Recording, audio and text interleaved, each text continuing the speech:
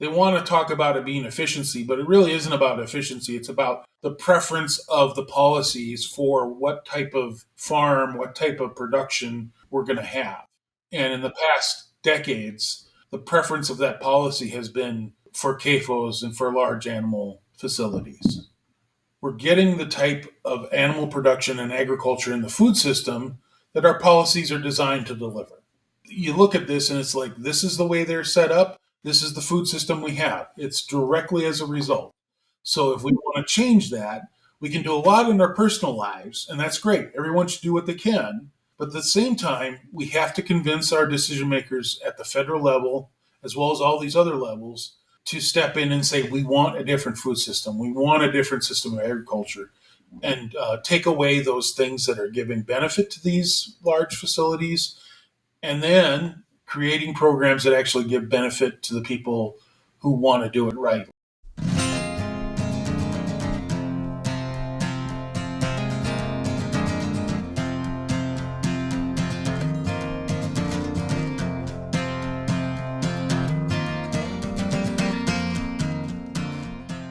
From the Institute for Agriculture and Trade Policy, I'm Lily Richard, and this is episode 4 of How to Fight a Factory Farm. Over the course of this series, we've covered just a fraction of the many problems associated with the factory farm system, and highlighted a few of the stories of rural communities who have successfully organized and fought back.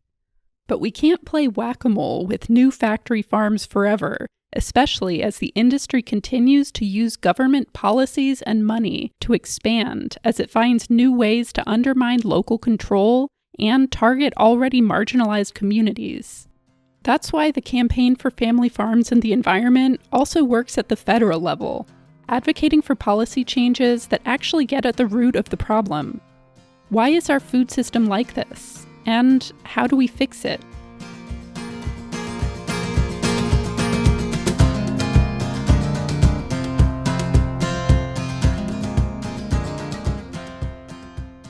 So the modern U.S. food system is just really a product of U.S. policies. I think that's pretty plain and simple. And by that same token, factory farms, water pollution, air pollution, high prices at the grocery store, low prices that farmers get, and corporate control, these two are all just real choices. That's Rebecca Wolf, Senior Food Policy Analyst at Food and Water Watch, who we heard from in the first episode. American agriculture has just always been shaped by corporate interests and greed, and unfortunately fraught with lots of contradictions and exploitations. But factory farms would not have been possible without massive federal support for both livestock and corn and soy feed overproduction. They also wouldn't have been possible without environmental deregulation of the ag sector, something that we've just really seen deteriorate such that today no industry has really successfully escaped environmental regulation for air and water pollution as the ag industry. While the industry argument for CAFOs is their efficiency, factory farms are actually quite inefficient in many ways, from the disposal of waste to the use of water, land, and energy, to the additional inputs needed compared to animals raised in smaller-scale pasture-based systems. When animals are able to graze and forage, farmers can provide most of their diet from the farm and handle the waste from their animals in a more environmentally responsible way. In factory farms, feed is trucked in and provided to confined livestock. And with thousands of animals to feed, the financial viability of factory farms depends on below-cost feed made from a surplus of commodity crops like corn and soybeans. Here's Rebecca again on how we got to this point. If you listen to IATP's previous series on the Farm Bill, some of this history will sound familiar. So there's a ton of other history, but we started pushing for overproduction and export through World War I, actually. This all came crashing down when Europe recovered and demand for U.S. wheat fell, so farmers no longer had an export market. So you had low prices that then didn't stop overproduction, especially when farmers had already purchased equipment for inputs toward certain commodities. And so you really get this yo-yo effect on prices. In the 30s, from all that overproduction, we have the human-made disaster of the Dust Bowl. And of course, something had to be done about this. And by 1933, we get the first ever Farm Bill, seminal social farm programs to support farmers, the environment, and fair prices. And these ideas were pricing strategies for commodities, corn and soy, for example, grain reserves, soil building payments, and we get a lot of really wonderful ideas from that time. We had them. They started getting chipped away right away. And until 1996, we got the Freedom to Fail Farm Bill. That's what farmers started calling it because it was originally the freedom to farm. And of course, prices fell through the floor right away after all of these supports were chipped away. You'll notice that 1996 was right about the time that factory farms really started to take off. And the trend of commodity overproduction, low-priced feed, and factory farm expansion has continued since then, with subsequent farm bills continuing to reward this approach. Later farm bills also found new ways to subsidize CAFOs directly. Some of these include government-backed loans to build new CAFOs, or payments from the Environmental Quality Incentives Program, or EQIP, which can pay factory farm operators up to $450,000 to install things like manure lagoon covers, animal mortality facilities, or biogas digesters. Industrial-scale manure digesters used at factory farms are increasingly being sold as a climate solution because they capture and utilize some of the methane created by massive manure lagoons. In recent years, incentives for digesters and the factory farm gas they produce have found their way into climate policies like the Inflation Reduction Act and California's low-carbon fuel standard. Energy produced by biogas may be eligible for renewable energy certificates and carbon offset credits, despite its negligible climate impact and failure to address the other major pollution problems caused by the huge amounts of manure generated by factory farms. Here's Frank James from Dakota Rural Action. So, the way a biodigester works is they cover a lagoon either with a hard cover or soft cover, and they create an anaerobic environment that produce the bugs in the anaerobic environment produce methane. They capture that methane, and then depending on how they want to use it, and most of them want to get it into the pipelines, the natural gas pipelines, because that's when they get the credits. So it has to go through a process of being cleaned. It's an industrial process, and then it either gets trucked or a pipeline from the CAFO is built to the nearest place that can inject it into the pipeline. So there's funding that's coming from the federal government through the IRA, and it's tons of money. And then in South Dakota, the governor's office of economic development is pumping millions of dollars into this process as well. And so the new dairies, really, like I said, it's not about milk. It's never been about milk. And now it's not about milk, but it is about manure, because to make more methane, you need more manure. And to make more manure, you need more animals. And the biodigesters are using only work on large systems. So the current iteration of manure digesters, I would argue, are the latest get big, get out scheme in agriculture. They're really being greenwashed as this solution to the climate crisis, but in reality, they're being sold to maximize and capture methane. This technology, dubious at best, and also further demands industrial agriculture and fossil fuel infrastructure. More fossil fuel infrastructure, so pipelines, gas-carrying trucks. So local governments aren't equipped to handle these projects with the right equipment, with the right emergency response, dealing with the new waste coming into the community, dealing with, things like roads. Communities are being overwhelmed.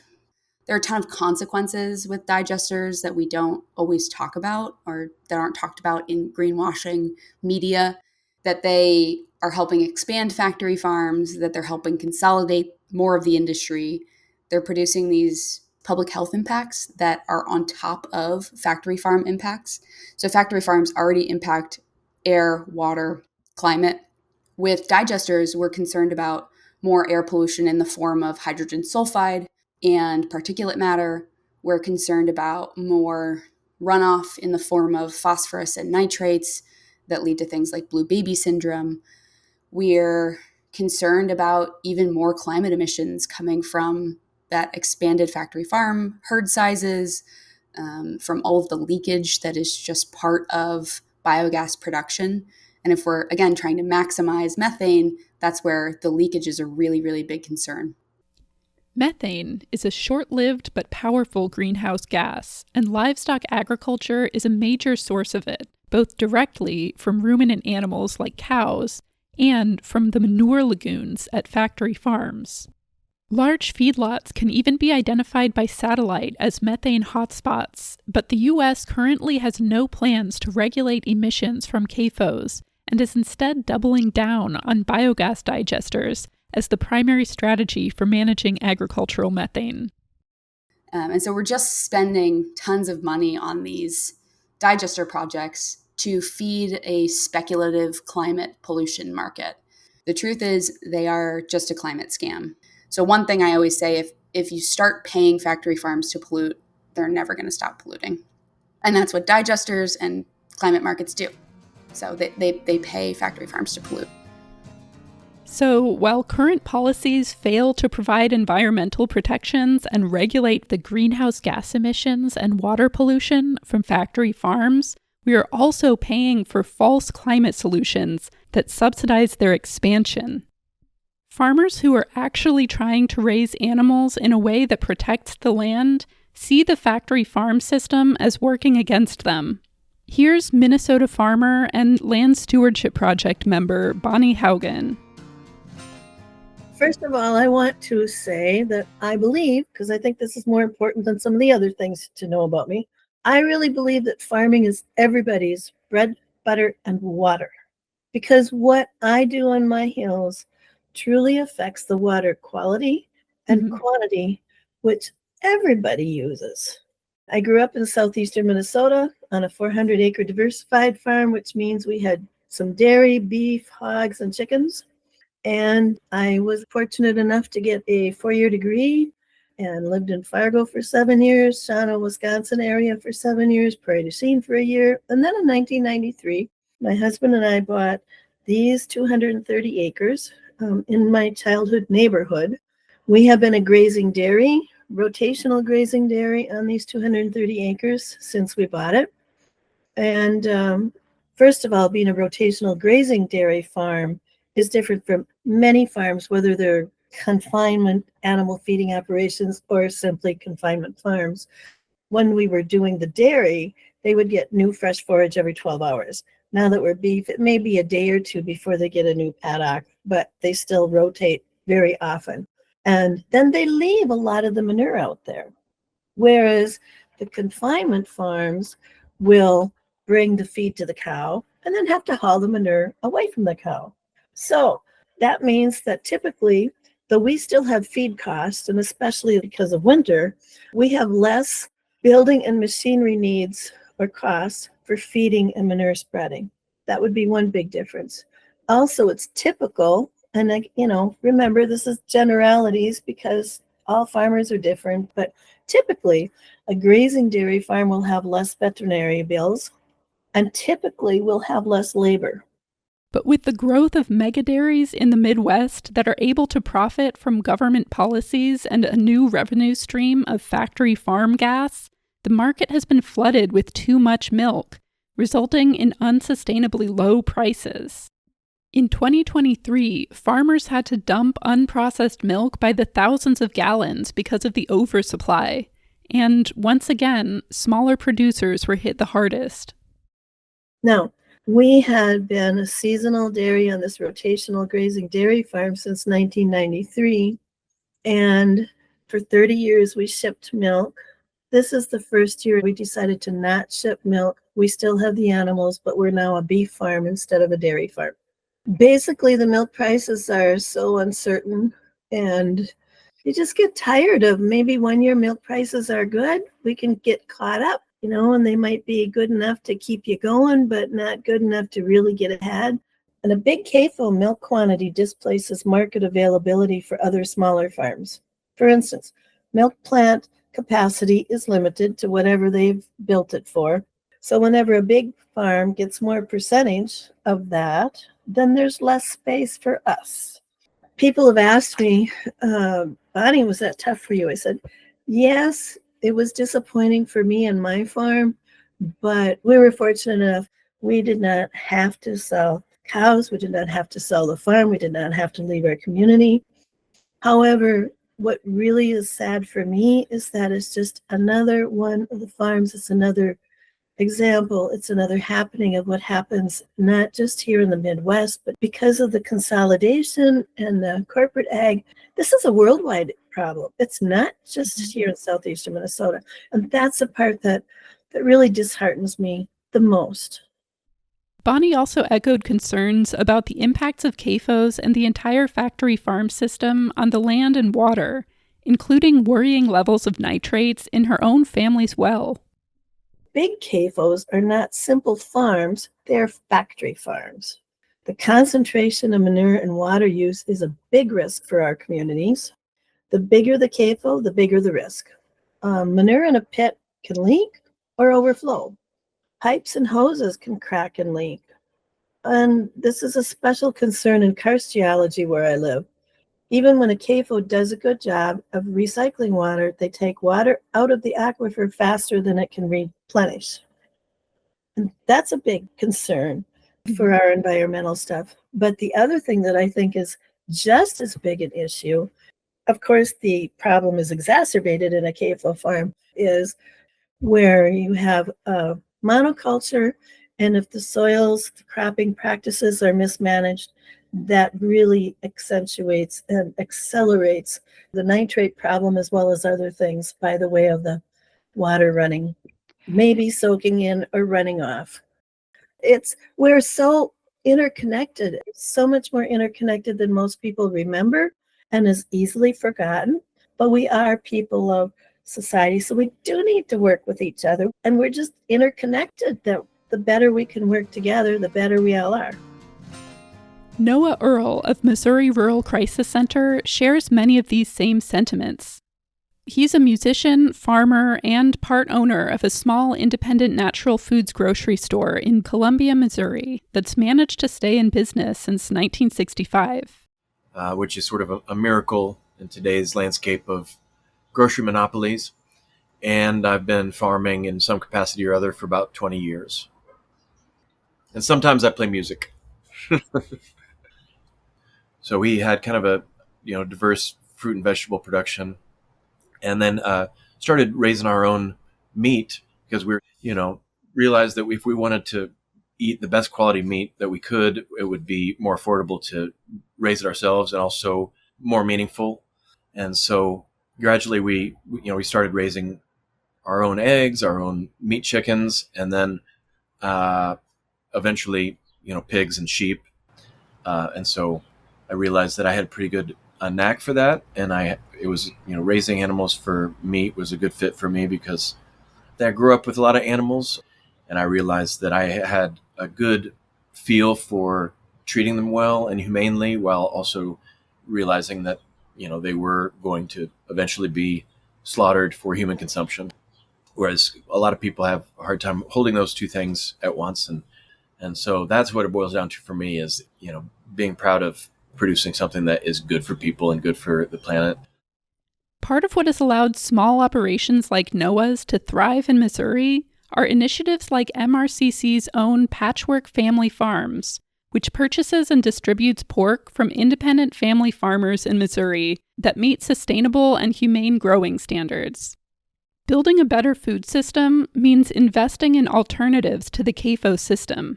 But current federal farm policies tend to do just the opposite.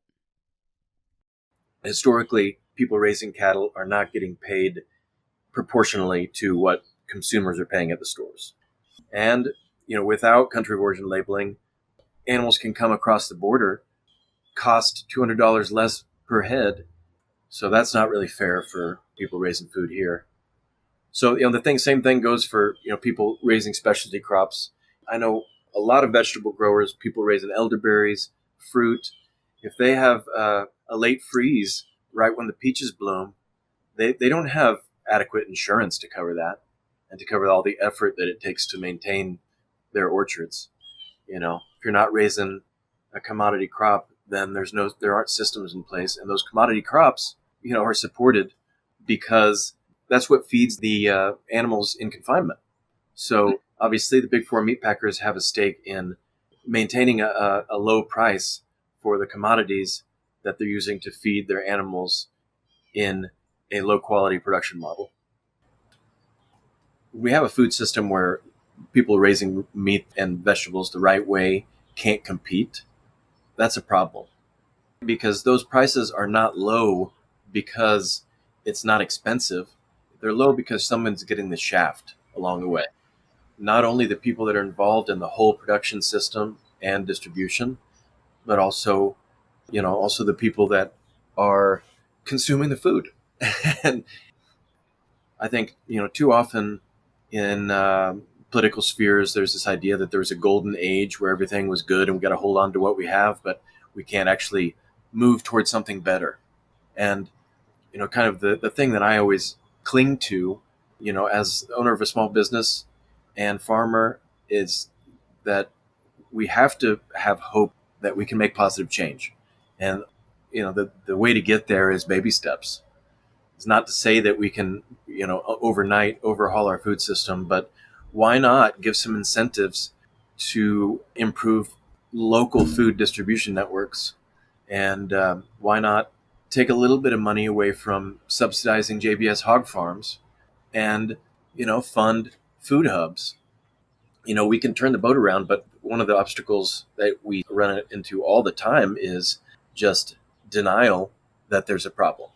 And, obviously the corporations that are in control of the food system have a stake in pulling the wool over people's eyes about there being a problem. Both Noah and Bonnie, and Rebecca and Frank, who we heard from earlier, have traveled to Washington, D.C. as part of CFFE to meet with legislators, share their stories, and offer an alternative narrative to the one pushed by big meat and dairy companies. And so when I go there, I feel like, I actually have something to say, because a lot of people in politics, believe it or not, know nothing about food production. The Farm Bill alone is vast, let alone all of the other pieces of legislation that they are compelled to read and pass or not pass throughout the year.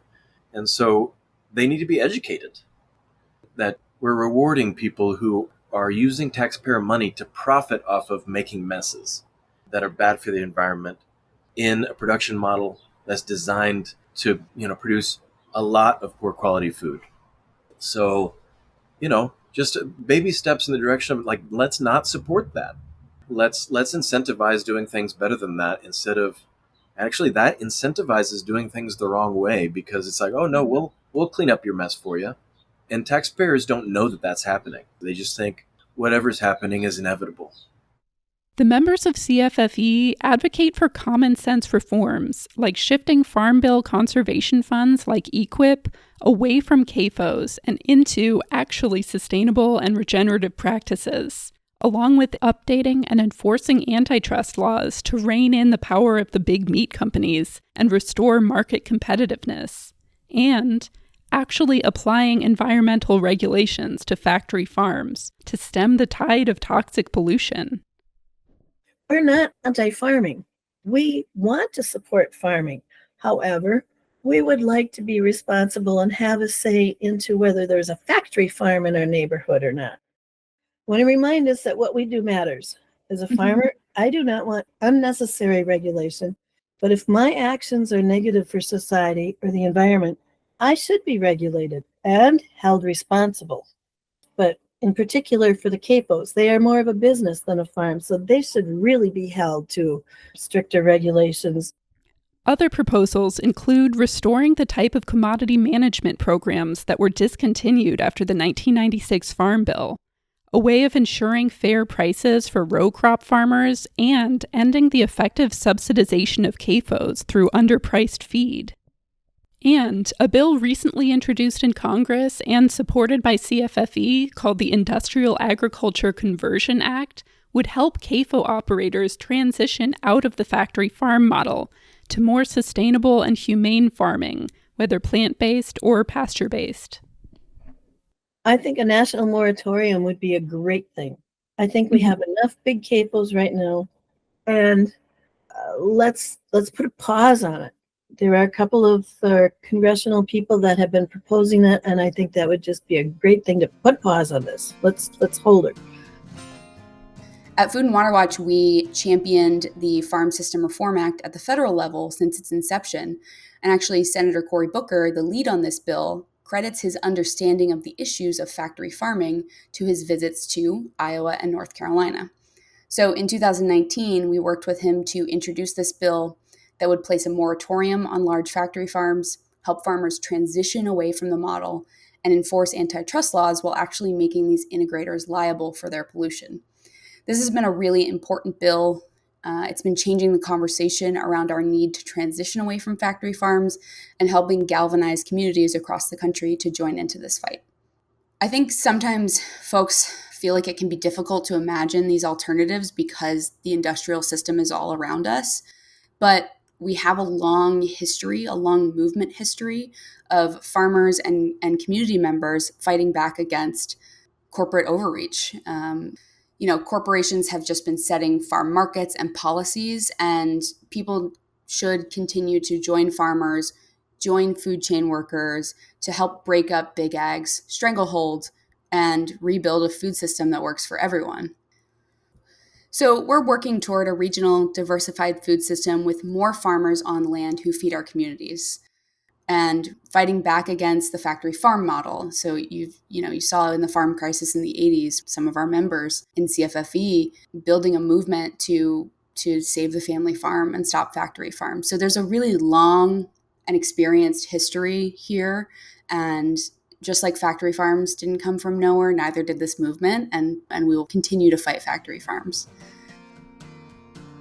This is the food system we have. So if we want to change that, we can do a lot in our personal lives, and that's great. Everyone should do what they can. But at the same time, we have to convince our decision makers at the federal level, as well as all these other levels, to step in and say, we want a different food system. We want a different system of agriculture, and take away those things that are giving benefit to these large facilities, and then creating programs that actually give benefit to the people who want to do it right. We can do this.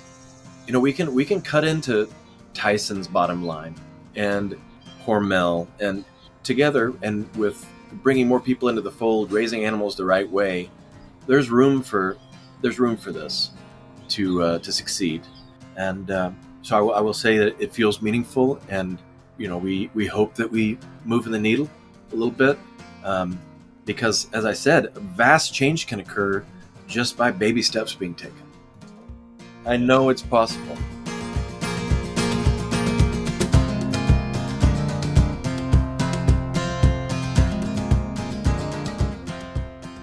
How to Fight a Factory Farm is produced by the Institute for Agriculture and Trade Policy, a member of the Campaign for Family Farms and the Environment. Thank you to our intern, Anna Carnes, for her assistance producing this series, and to Noah Earle for the use of his song Fry an Egg for our theme music. If you enjoyed this podcast, please rate and subscribe on your preferred podcast platform, and share the show with a friend. Learn more about the Campaign for Family Farms and the Environment at fightfactoryfarms.org, and support IATP's work at iatp.org/donate.